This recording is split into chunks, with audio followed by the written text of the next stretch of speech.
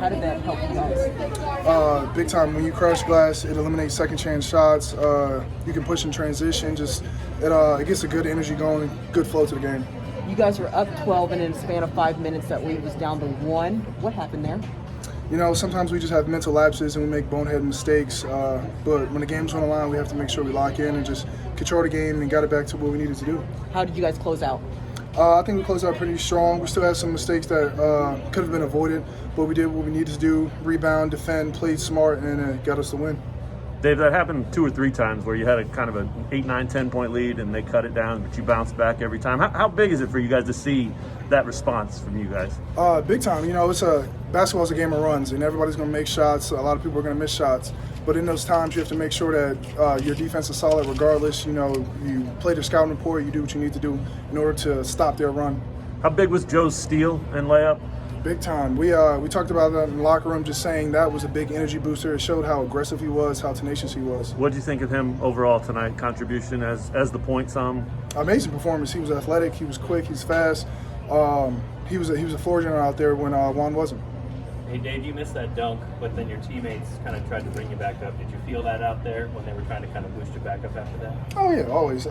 Missed shot, missed layup, missed dunk, regardless of whatever it is. I tell myself it's nothing. We want to move on to the next play. How did you feel like after that you performed early second half? I feel like I performed well, solid throughout the entire game. I missed a lot of bunnies, but you know I got it back on the defensive end, just rebounding. Dave, I know Oscar's not here anymore, but you've talked about him being here in the past and some of your big games because of your enjoyment going against him, but a lot of your big games have come against these guys. Is there anything about West Virginia that does it for you? You know, a lot of people don't know as well, but number 3 Gabriel Savoy is another one of my good friends. We played on the same AAU program as well. I love playing against him. You know, he always brings energy defensively. He's a great person to go against and make you improve offensively, tenacious as well. So, I mean, it's just fun.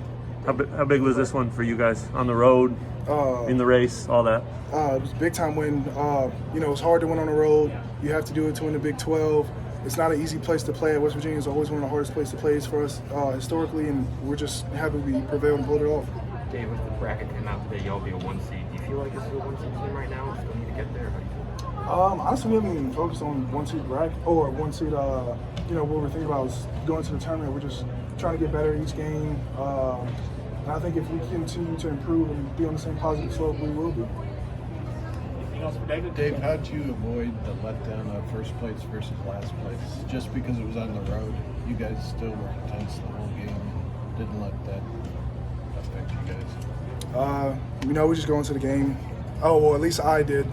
Free mind, free heart is what I continue to play. Now, I just kind of preach that same message to the team. Just, you know, we take it one play at a time, one possession at a time, forget about everything else, and everything inside the 4 lines is about us. All right, David. Thanks, David. Thanks, David.